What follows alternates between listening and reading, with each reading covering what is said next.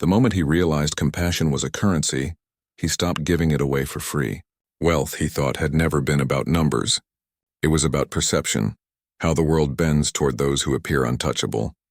The poor man begs for fairness. The powerful man dictates its meaning.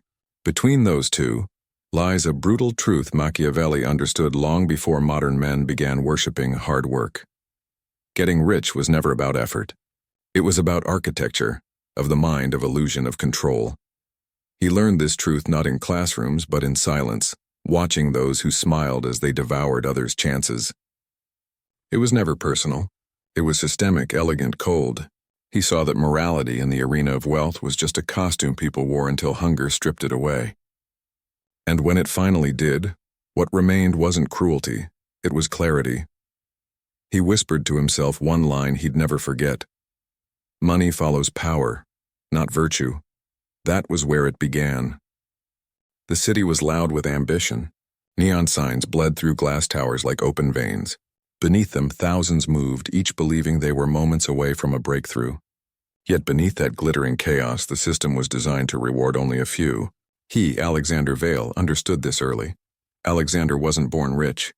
He was born invisible, the son of a postal clerk and a quiet mother who kept the house from collapsing under debt. He watched them argue over bills, whispering late into the night about what they'd sell next to survive. Every argument carved something into him. Something sharp, silent, strategic. In his teenage years, he realized that intelligence was overrated. The world didn't pay the smartest. It paid the most strategic. While his classmates chased marks, he chased leverage. He studied not economics, but people, their fears, needs, and predictable hypocrisy. By 20, he'd already begun testing small manipulations. A favor here, a calculated charm there. He discovered that people want to be used. They crave direction if you make them believe they chose it. It was his first taste of power. It began at his first job, a modest marketing firm that promised growth opportunities. His manager, Victor, was one of those men who believed charisma was intelligence. Alexander played the quiet apprentice, always listening, always calculating. Within months, he noticed a pattern. Those who rose fastest weren't those who worked hardest, they were those who controlled narratives. One night, while others left, Alexander stayed. He watched Victor send emails dripping with flattery to upper management, praising decisions he privately mocked. The illusion of loyalty, Alexander noted in his journal, is more profitable than loyalty itself. That was the night he began applying the first psychological law of wealth. Law 1. Never chase opportunity. Make opportunity chase you by becoming indispensable to someone more powerful. By amplifying Victor's ego, Alexander became invisible armor. He made his superior feel smarter, more capable, more in control. Within 6 months, Victor relied on him for everything. And once dependency was complete, Alexander quietly began rerouting credit for every success toward himself, through subtle mentions, quiet alliances, and selective transparency. He didn't steal. He redirected. The higher he rose, the more detached he became from the moral narratives that chained ordinary men. He began to see how ethics were often a form of self-sabotage disguised as virtue. The rich weren't ruthless by nature. They were simply unburdened by guilt.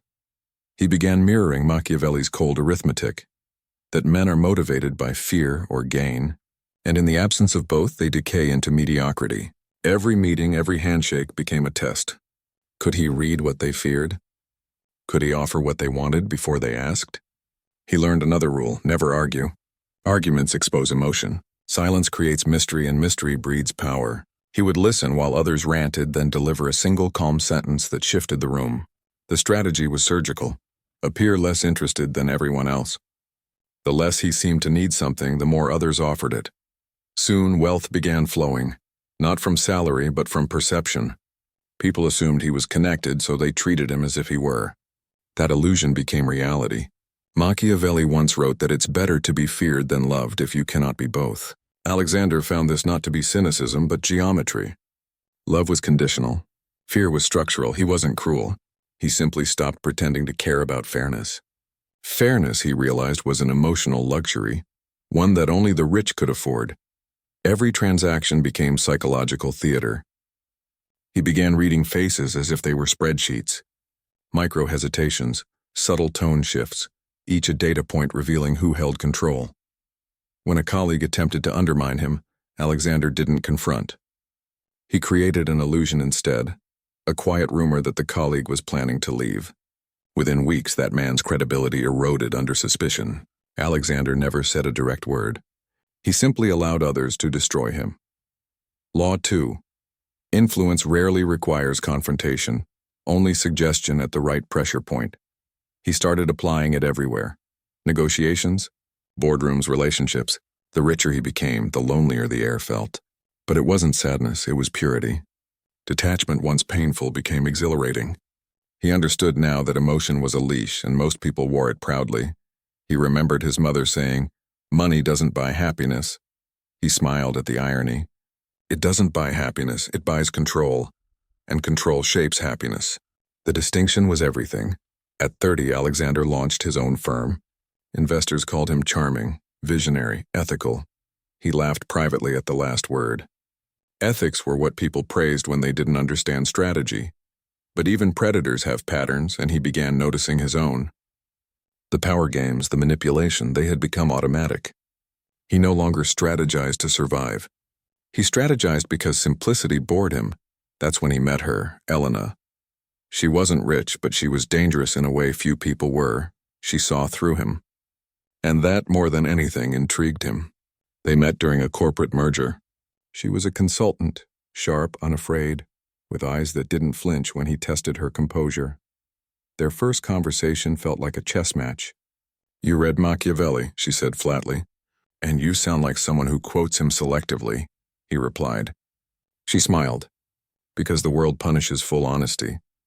He knew then that she wasn't ordinary prey. Over months, she became both ally and mirror.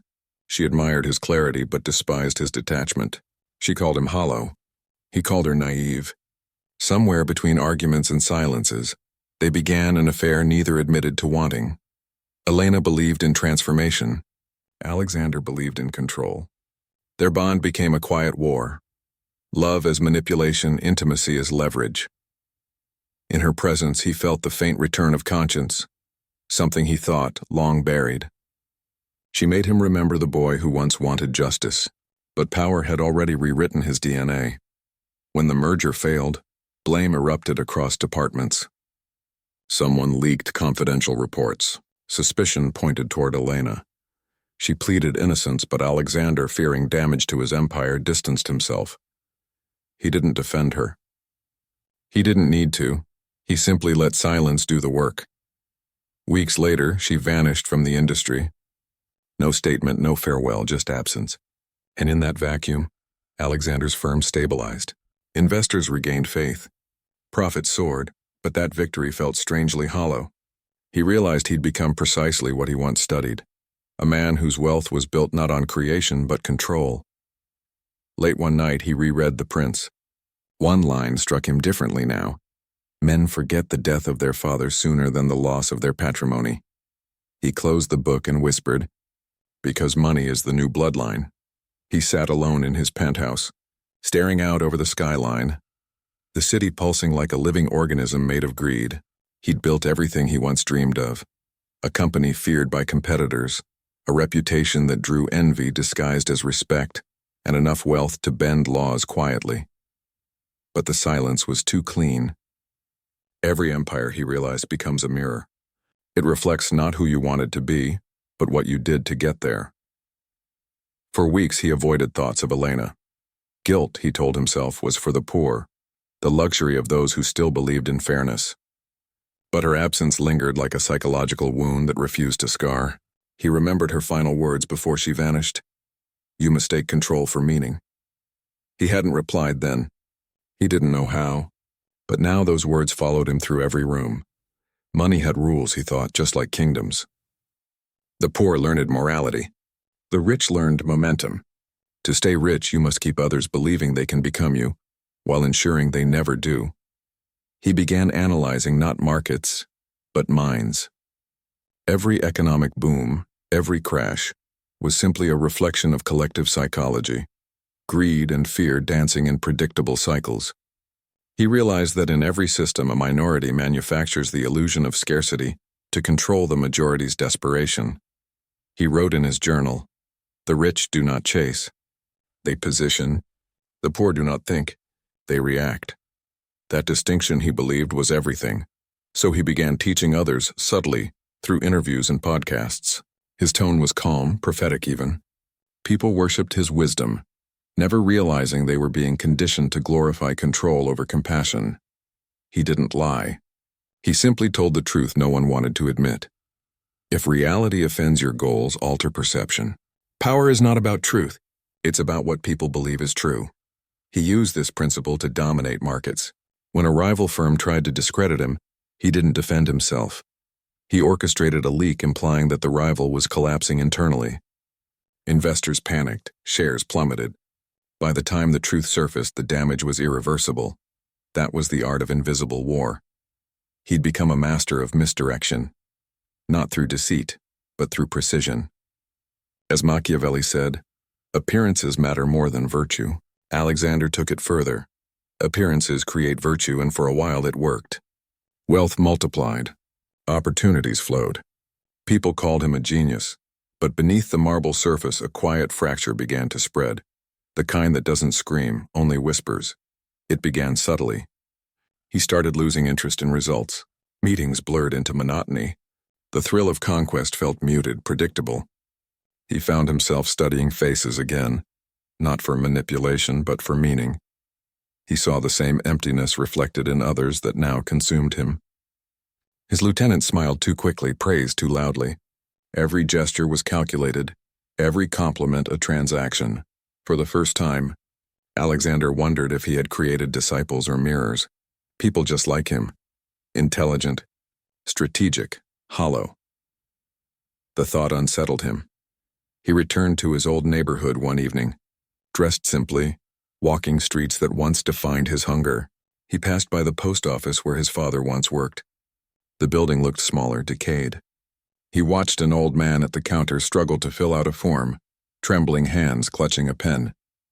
No cameras, no luxury, just life, raw and indifferent. For a moment, Alexander felt something he hadn't in years: insignificance. The world had moved on without him, and it would again when he was gone. The man who controls everything soon realizes he controls nothing that matters. He wrote that line later that night, unsure if it was a revelation or a warning. Elena's words echoed again. You mistake control for meaning. He realized now what she meant. Control is a drug, powerful in its ascent, fatal in its dependency. Once you taste it, you cannot return to simplicity without feeling withdrawal. So he did what all great manipulators eventually do. He turned his strategy inward. He began manipulating himself. He wanted to test whether his principles still held true when applied to his own psyche. Could he manufacture meaning the same way he manufactured wealth? He began isolating himself from people, reducing interactions to pure necessity. He monitored every emotion like data, recording when guilt appeared, how long it stayed, how easily it could be redirected through logic. He noticed patterns. Regret faded when reframed as efficiency. Loneliness disappeared when labeled as clarity. He was programming himself to become untouchable. It worked. For a while. But detachment has a cost. It erodes the ability to feel value. When everything becomes analysis, nothing feels real. He found himself staring at expensive art, luxury cars, and wondering if he even liked them or merely liked the effect they produced. One morning he received an anonymous letter. It contained a single photograph, him and Elena, taken years ago at a charity gala. On the back was written, "Everything built on illusion collapses in truth. No sender." No context. Just handwriting he recognized, hers. He tried to trace it. No records, no address. She was gone, but her presence lingered like a question that refused to die. For the first time, Alexander felt powerless. Not because someone could hurt him, but because someone remembered him. Not as a strategist, but as a man. That terrified him more than any rival. He realized he had spent years mastering the mechanics of influence, but he'd never learned how to be known without control. He began losing sleep. Every success now carried a faint echo of emptiness. He would stare at his reflection and see not a man who won, but one who could no longer lose. because there was nothing left to risk. He missed the hunger, the fight, the illusion of purpose. He wondered if perhaps the greatest wealth was not in possession, but in pursuit. In his study, he began drafting a manuscript, not for publication, but for himself. He titled it The Brutal Simplicity of Wealth. In it, he outlined everything he'd learned: how morality weakens ambition, how perception manipulates truth, how silence commands fear. But as he wrote, another realization emerged between the lines, one Machiavelli never stated outright. Power is only fulfilling when someone else still believes you deserve it. And he no longer believed that anyone did. Months later, an economic downturn hit. Markets tumbled. His company's valuations shrank. Investors panicked. For the first time in years, Alexander felt genuine pressure. But this time, he didn't manipulate. He watched. He wanted to see who remained loyal when the illusion of strength disappeared. The answer was brutal. No one. The same men who once called him visionary now distanced themselves overnight. The same women who sought his approval ignored his calls. Loyalty, he realized, was not earned. It was rented. He felt no anger, only fascination. The system he built was devouring itself, perfectly, poetically. In the chaos, a journalist released an exposé, tracing back old mergers, rumors, manipulations. It was brilliantly written, subtle enough to destroy his reputation without needing proof. He read it twice. The writing style felt hauntingly familiar, precise, controlled, elegant. It was Elena.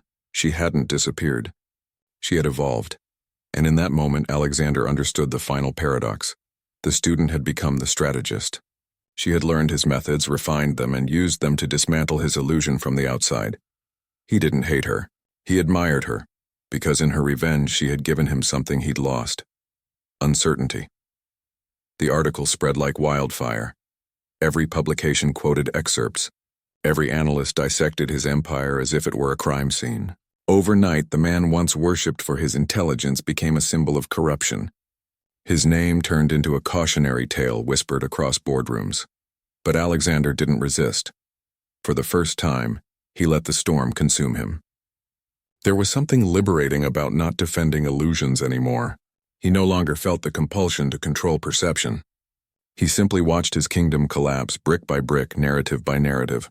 Reporters camped outside his penthouse. Partners withdrew their shares. Lawsuits followed like vultures. His face, once framed by success, now filled headlines drenched in irony. Genius or manipulator? One asked. Architect of deception? Read another. He felt neither pride nor shame. Just stillness, because deep down he understood. This was the natural end of strategy. Every manipulation eventually turns inward. Every architect becomes trapped inside his own design. He walked through his office one last time. Empty desks, dusty awards, papers scattered like relics of a forgotten era.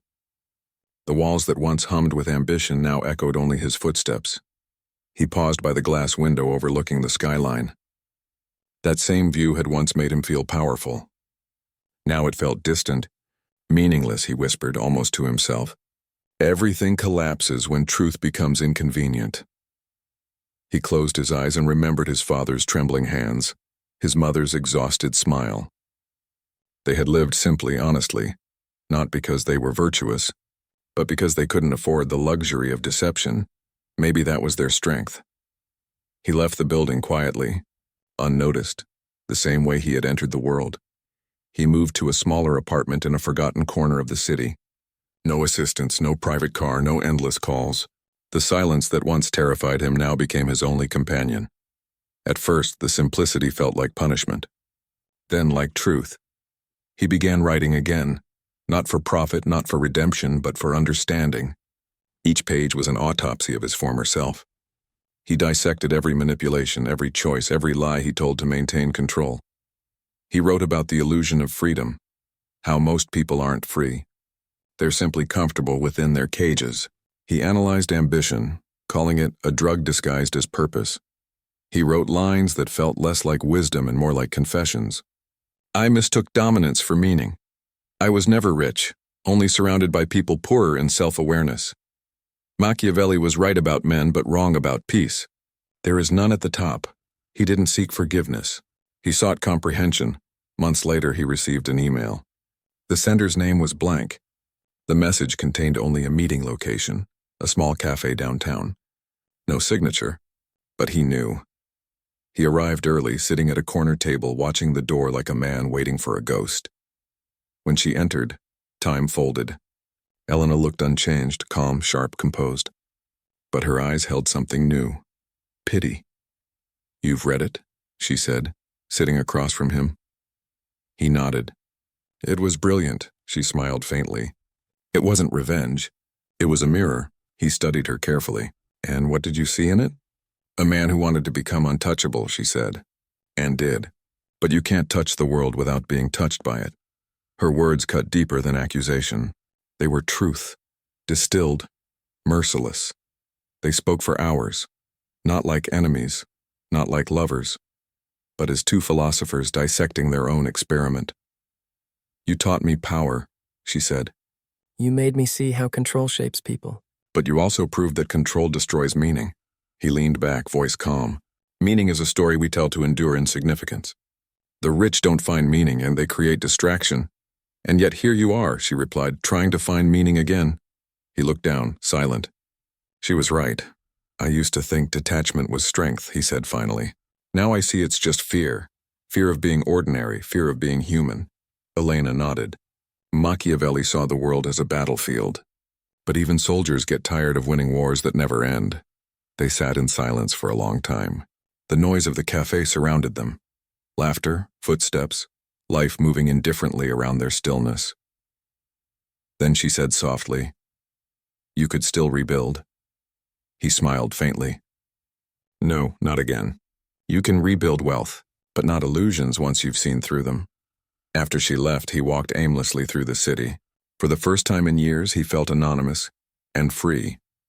He realized something profound. Poverty and wealth are just mirrors of dependence.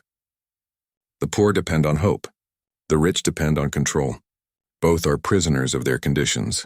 Real freedom isn't found in money or mastery.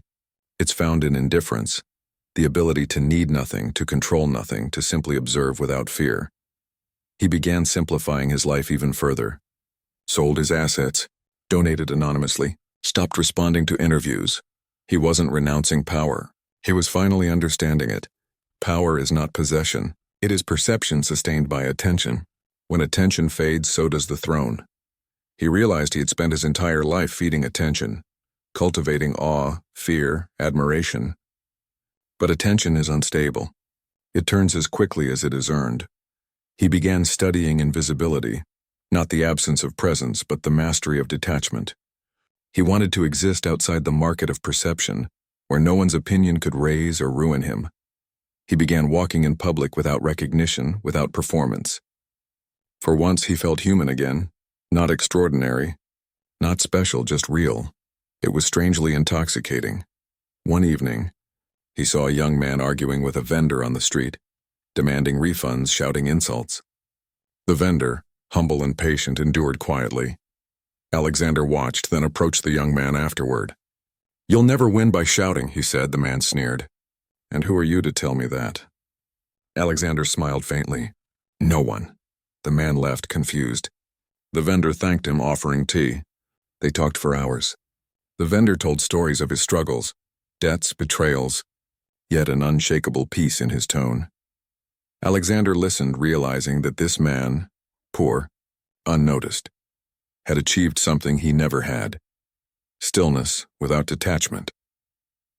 That night, Alexander wrote his final entry in the brutal simplicity of wealth. Wealth is brutally simple. You take more than you need until you forget what enough feels like. You manipulate others until you no longer know sincerity. You chase control until you realize you've lost the ability to let go. And when you finally have everything, you discover you own nothing real. He closed the notebook and felt no sorrow, only completion. The next morning, he left it on a park bench with a note. To whoever still believes money means something. He walked away without looking back.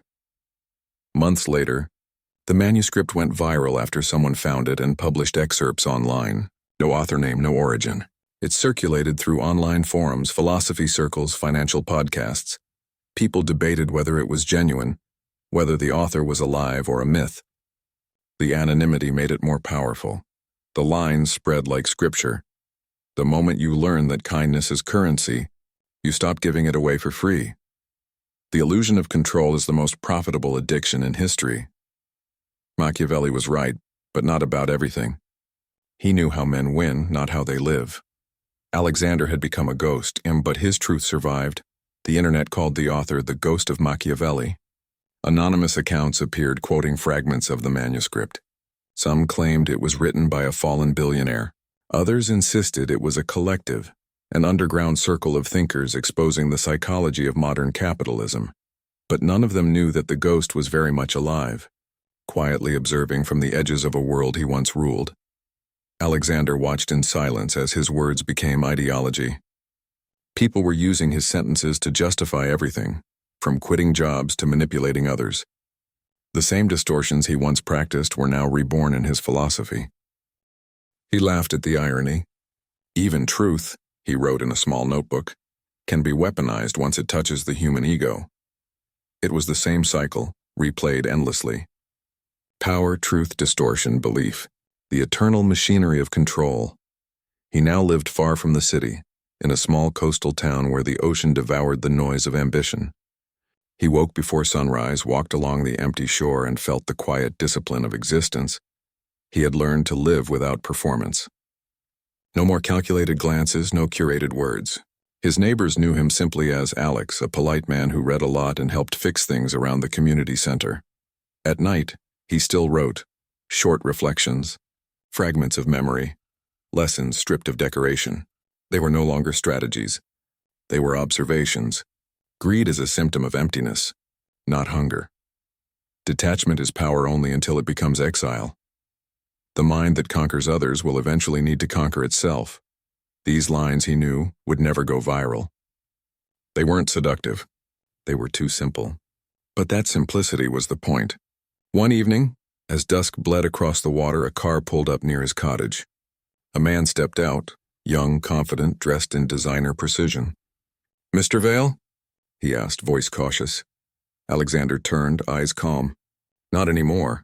The man smiled nervously. "I thought so. I've been looking for you for months. I'm a strategist at a finance firm. Your manuscript changed everything for me." Alexander said nothing. The man continued, excited. "You were right. Morality is a construct. Control is clarity. I've applied your principles, positioning, perception, detachment. I've doubled my income in a year." He paused, expecting praise. Alexander simply asked, "And what did it cost you?" The man hesitated. "What do you mean?" "Everything costs something," Alexander said. "What did you trade for it?" The young man looked uneasy. "I don't know, maybe peace." Alexander nodded slowly. "Then you've learned nothing." The visitor frowned. "You sound disappointed." "I'm not," Alexander replied. "Just aware that I created a virus, not a philosophy." The young man grew defensive. "You taught us to win. Isn't that what life is? Winning before others do?" Alexander shook his head. "Winning is just losing delayed. You've mistaken tactics for purpose." "But you wrote those tactics." "I wrote what I saw," he said softly. "Observation is not endorsement."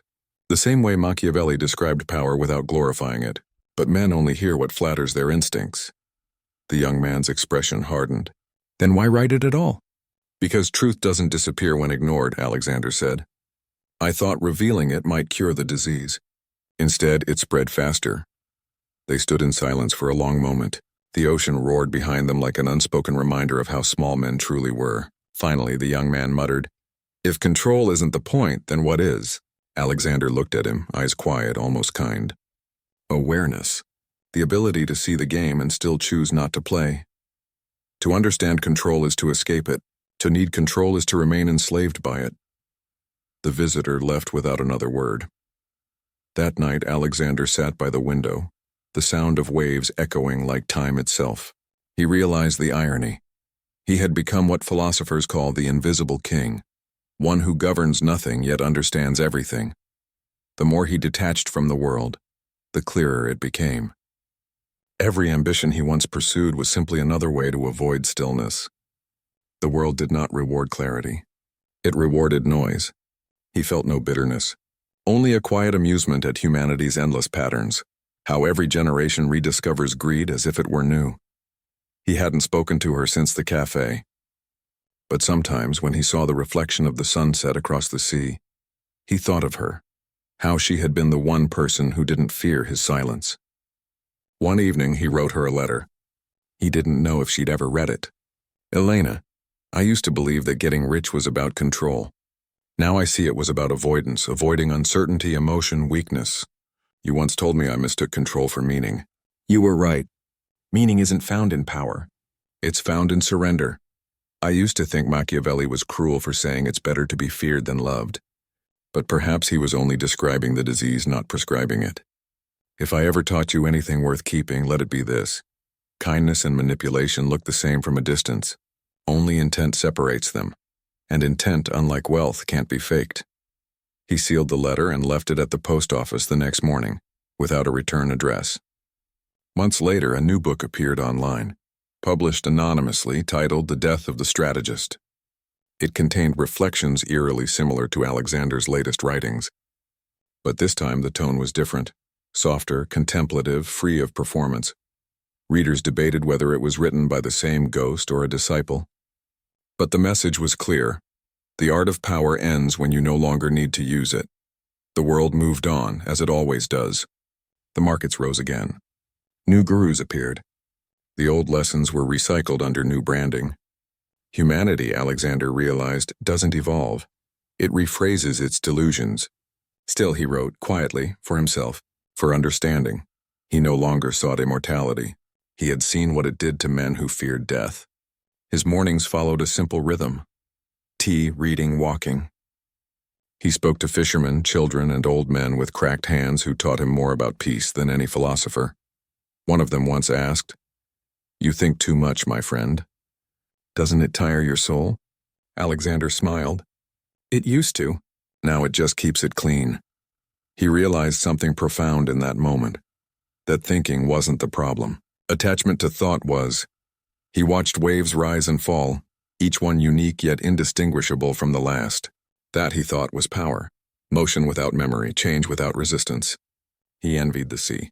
Late one night, writing by candlelight, he distilled his entire life into one page, a truth that no amount of strategy could improve. Machiavelli was right about human nature. Men are selfish, ambitious, predictable. But he was wrong about the solution. You cannot master what you are still part of. To win the game, you must stop playing it. To own the world, you must stop needing it. He stared at those lines, then blew out the candle. The room plunged into darkness. For the first time, he felt something close to peace. Not the hollow detachment of power, but the quiet completion of understanding. There is a strange power in disappearing, not the vanishing of body, but of intention. Alexander had become invisible, not because he hid, but because he no longer projected. The world only sees what demands attention. Silence, therefore, is the greatest disguise. He no longer needed to win. He no longer needed to be seen.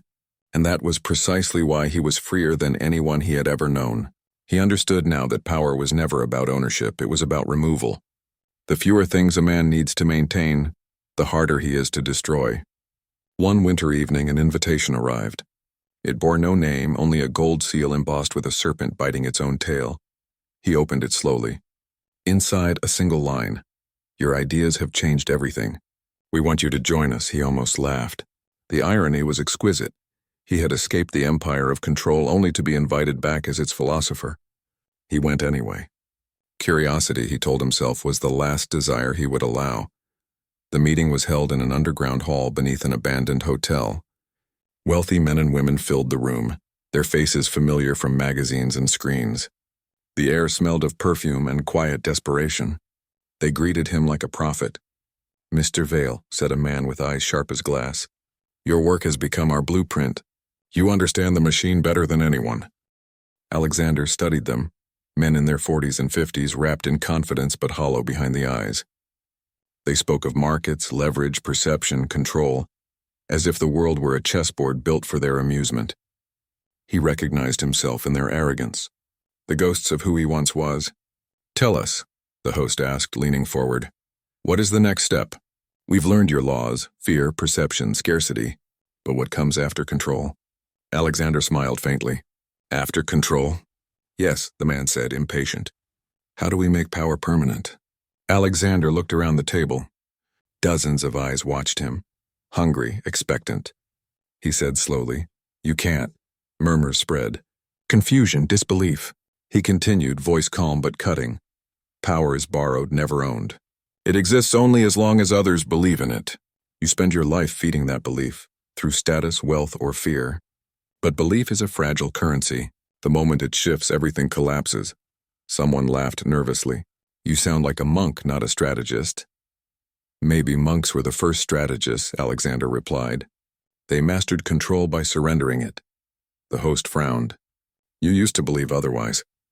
I used to believe many things, he said. Then I tested them. He leaned forward, his tone colder now, less teacher, more mirror. You want to make power permanent? Then stop needing it. You want to dominate others? Then understand them more than they understand themselves. But if you keep feeding your ego, your empire will always be built on sand. The room fell silent. One woman broke it. So what are we supposed to do? Give everything away? Alexander looked at her with a calm detachment. No, understand what it costs. Most men lose their soul by trying to own what cannot be owned. Wealth is useful, but the hunger behind it, he paused, is the leash that controls you. The host smirked. You sound like you regret success. Alexander smiled faintly. I don't regret winning. I regret not realizing sooner that the game was rigged to never end. Every form of control eventually turns inward. The manipulator becomes his own prisoner. That night, as he left the hall, one of the younger attendees followed him outside. Sir, he said quietly, are you saying wealth is meaningless? Alexander stopped. The streetlights painted long shadows across the pavement. No, he said. Wealth is a test. Most fail because they think it's the prize. The young man looked confused. And what's the real prize? Alexander turned toward the night sky. Freedom. From needing the prize. He walked away before the man could ask more. In the months that followed, Alexander's name resurfaced in underground discussions again. But this time his message had changed. He didn't teach control anymore. He taught clarity. He released short essays anonymously. Each one carried the same calm tone, the same philosophical detachment. The pursuit of wealth reveals more about your fears than your ambitions. Men want to be kings, but none want to rule themselves. Every system of power begins as protection and ends as addiction. People debated whether he'd gone mad or become enlightened. To him, the difference was irrelevant. He wasn't trying to be understood. He was trying to be honest. One spring morning, he returned to the city for the first time in 2 years. It felt smaller now. The noise seemed mechanical, the urgency synthetic. Billboards flashed faces of people selling illusions he once built himself. Ambition, desire, invincibility. He visited the old cafe where he'd met Elena. It had changed ownership, painted white, full of new faces chasing the same dreams. He sat in the corner, ordered coffee, and listened. A group of young entrepreneurs at the next table were arguing about strategy, quoting lines from The Prince and the Art of War like scripture. Alexander smiled. The gods of control still live, he thought. Only the worshippers change. He left money on the table, more than enough to pay for everyone's drinks, and walked out.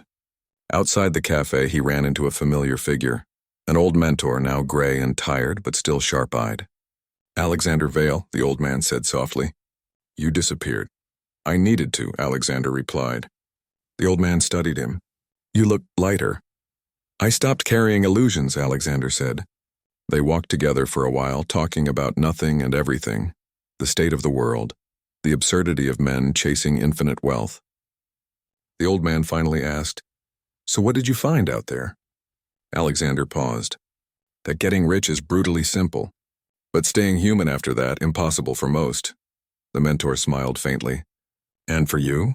Alexander looked at the skyline, the golden glow of sunset against glass towers. Still learning. That night, he stayed in a cheap apartment overlooking the river. The city lights shimmered like broken stars. He wrote one final entry in his notebook. Wealth is a mirror. It shows you what you truly worship. Some see freedom. Others see validation. A few see nothing at all. And they are the only ones who ever find peace. He closed the notebook and stared out the window. For a moment he saw his own reflection against the city's glow. A man who had walked through power, survived its poison, and emerged quiet. Not pure, not redeemed, just aware. Machiavelli was right. Kindness without strength is weakness, but strength without compassion is rot. The perfect balance is invisible. Control over the self so absolute that no one else can detect it. He smiled faintly. That, he thought, was the real art of power. The night before he left the city, Alexander walked alone along the riverbank. The air smelled of metal and smoke, the residue of ambition. The skyline shimmered like a cage built from light. Beautiful, yet suffocating. He passed faces illuminated by their phones, digital reflections of the same hunger that once ruled him. Everyone wanted to be someone. No one wanted to be whole. He remembered the first time he'd stared at this same skyline years ago, when he believed power would make him safe. But power, he now knew, never protects. It only isolates. He whispered into the wind, half to himself, half to the ghosts of the men he'd once tried to become. I was chasing mirrors, not meaning. Back in his apartment, as he packed a small suitcase, there was a knock at the door. He hesitated before opening it. It was Elena. She looked different, calm, almost luminous in her simplicity. No makeup, no armor, no pretense. Time had carved wisdom into her eyes. I heard you were back, she said softly. He nodded, unsure what to say. Can I come in? He stepped aside. She walked in, glancing around the nearly empty room. The silence between them felt familiar, like a language they both still spoke fluently. Finally, she said, You left everything. I had to, he replied. It was either that or lose what was left of me. She studied him. And what's left? He smiled faintly. Just the observer. They sat down. No arguments, no explanations, just presence. After a while, she asked, Do you still believe in Machiavelli? He thought for a moment. Yes, but not in the way I used to. How so? He looked out the window at the city lights. Machiavelli described the disease of power, not the cure. The cure isn't dominance. It's detachment. But detachment without compassion becomes emptiness. I had to lose everything to learn that balance. Elena nodded slowly. And now? I'm leaving again, he said. For good this time. Where will you go? Somewhere quiet. Somewhere money doesn't decide who's right. She smiled sadly. You always ran toward silence. He met her eyes. No, I was running away from noise. Before dawn, he walked her to her car. The streets were empty, the air heavy with the kind of peace that only exists before the city wakes. As she opened the door, she turned to him. You know, she said, you could have been remembered as one of the greatest minds of your generation. I'd rather be forgotten than misunderstood, he replied. She smiled. Then you already got what you wanted.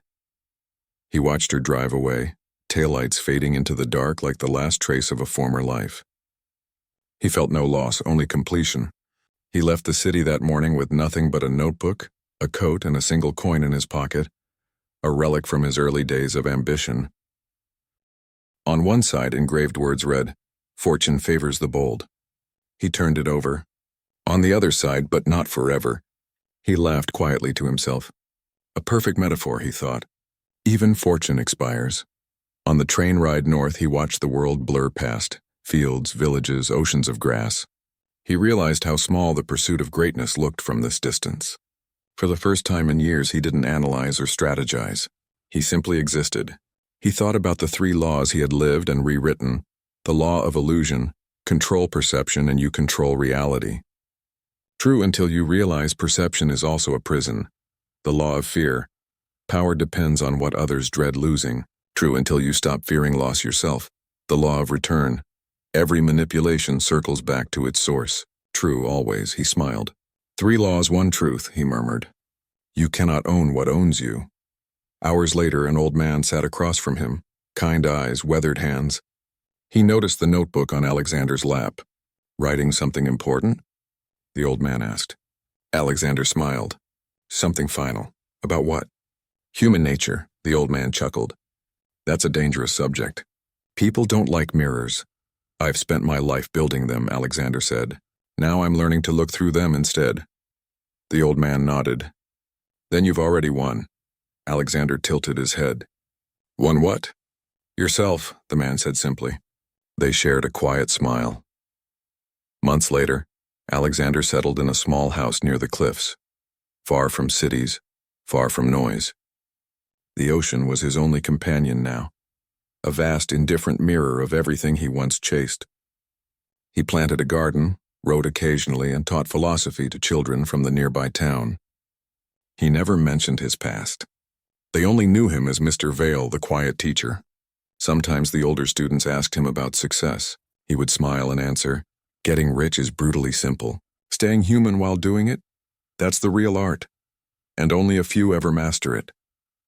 They didn't always understand, but some did. One rainy afternoon he sat at his desk and wrote what would become his final essay. The pursuit of power is not evil. It is instinct, but the tragedy lies in mistaking control for clarity. Men destroy peace to protect illusions. They enslave others because they fear their own helplessness. The wise man learns to rule the only kingdom that matters, himself. And when he masters that, all external power becomes unnecessary. This is what Machiavelli never said out loud. The prince who no longer needs a throne is the only one truly fit to sit on it. He signed it simply, A.V., then he closed the notebook forever. That evening he walked down to the shore. The tide was low, the horizon an endless blur of silver. He threw the old coin into the sea. It disappeared instantly, swallowed by silence. He whispered, "Keep it. I don't need luck anymore." A breeze passed over him, cold but soft, like the world's quiet acknowledgement. He realized then that Machiavelli was right about one final thing. Fortune respects the bold, but he had learned the missing line, and peace respects the wise. He smiled, not with pride, but with acceptance, the kind of smile that belongs to a man who has seen every side of power and no longer fears its shadow. He turned away from the ocean and walked back home as night fell, leaving behind the noise of ambition, the ruins of strategy, and the ghost of who he once was. Years later, a student of philosophy found a weathered notebook in a library on the coast. The first page was dated decades earlier. The handwriting was calm, deliberate. The first line read, "Power was never the problem. The problem was believing it could fill the silence inside." The student closed the notebook, staring out at the sea beyond the window. For a moment he thought he saw a figure walking along the water's edge, solitary, unburdened. Then the waves erased the image, as they always do. Getting rich is brutally simple. Staying free is not. The world teaches ambition. Few ever learn detachment, and in that imbalance between wanting and being lies the quiet tragedy of human nature.